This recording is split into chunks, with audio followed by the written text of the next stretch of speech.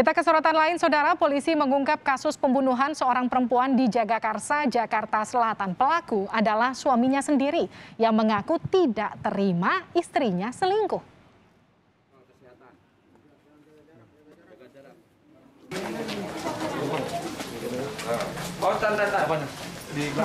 Peristiwa yang terjadi kemarin dengan cepat diungkap Polres Jakarta Selatan. Masalah rumah tangga jadi latar belakang pembunuhan terjadi.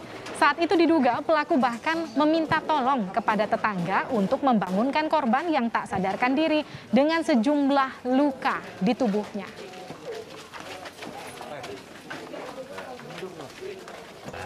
Saya ikutin dia sampai kamar, dan dia nunjuk ke dia, goyang-goyangin mungkin. Saya nggak paham kan, gitu. Cuman pas saya masuk, saya lihat jendela ini, tembok-tembok banyak darah, ada linggis, saya keluar. Saya panggil ipar saya Budi, saya langsung panggil Bu RT, itu kejadiannya. Ngeliat itu doang, ngeliat mayat doang, sama linggis doang udah. Sama suaminya, cuman anaknya lagi kerja. Suami istri ya, Bu? Suami istri. Berarti yang melakukan itu suaminya, Pak? Suaminya.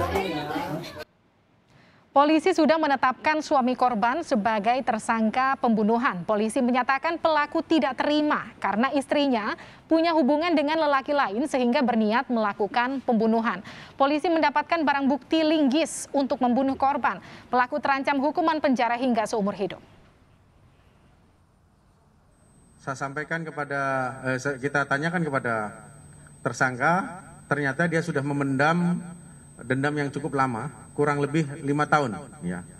5 tahun dia merasa bahwa istrinya punya hubungan dengan beberapa orang. Namun dia mencari kesempatan yang pas untuk melakukan eksekusi maksudnya, dan termasuk mempersiapkan alat yang digunakan. Kebetulan tersangka maupun korban masih tinggal dengan beberapa anak dan mantunya, termasuk cucunya. Jadi dia mencari waktu supaya mereka tidak tahu, begitu.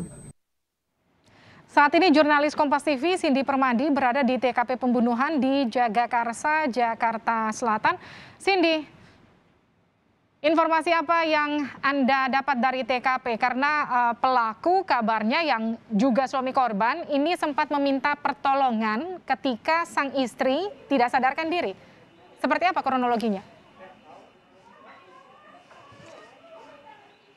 Iya, Livi, seperti itu kurang lebih memang kronologinya. Dan saat ini kalau dari pantauan kami di lokasi, di tempat kejadian perkara yang menjadi rumah dari korban sekaligus pelaku, ini juga masih dipasangi dengan garis polisi sejak kemarin dan hingga saat ini masih dipasangi, belum dicopot karena ada informasi besok polisi dari Polres Jakarta Selatan juga akan melakukan reka ulang begitu. Dan saat ini di kediaman maupun juga di tempat kejadian perkara, saat ini masih kondisinya cukup ramai karena di dalam masih ada pihak keluarga dan juga beberapa tetangga, mengingat baru saja dari korban ini baru saja dimakamkan, dibantu oleh tetangga dan juga keluarga juga. Lebih lengkap seperti apa kejadiannya kemarin, bersama saya sudah ada salah satu saksi mata, Pak Salim. Selamat sore, Pak Salim. Pak Salim adalah orang pertama yang juga menemukan korban pada saat kemarin. Boleh cerita itu pukul berapa dan bagaimana kondisinya? Ya, kalau masalah kejadian saya kurang persis tahu ya. Karena itu 1:30 itu Panding manggil saya ke bangunan, dia minta tolong, cuma kayak isyarat hau-hau doang. Saya ikut langsung ke rumahnya, gitu kan. Saya ikut sampai di dalam, dia masih nunjuk ke kamar. Nah, terus saya masuk ke kamar, saya lihat pas depan pintu, saya lihat tuh korban udah tungkrep di kasur. Informasinya juga sempat menemukan adanya barang bukti yang diduga menjadi senjata yang digunakan di dalam kamar juga ya, Pak Salim? Iya, betul. Oke, itu lokasinya masih berada di dalam kamar, di lantai atau seperti apa? Di dalam kamar, cuma ada di lantai. Setelah menemukan korban sendiri, Pak Salim apa lapor ke RT atau langsung lapor ke polisi? Oh, saya langsung panggil ipar saya si Budi, langsung saya lapor ke Bu RT. Dari RT kemudian menghampiri melihat langsung TKP dan juga melapor kepada polisi ya Pak ya? Oke, polisi jeda tiba itu sekitar pukul berapa Pak? Kalau pukul saya kurang tahu ya, jam-jam berapa ya, pokoknya sekitar 1 jaman lah baru sampai. Oke, 1 jam kemudian tiba. Pak Salim saat adanya olah TKP dari polisi berada di dalam rumah juga? Oh enggak, saya ada di luar. Oke.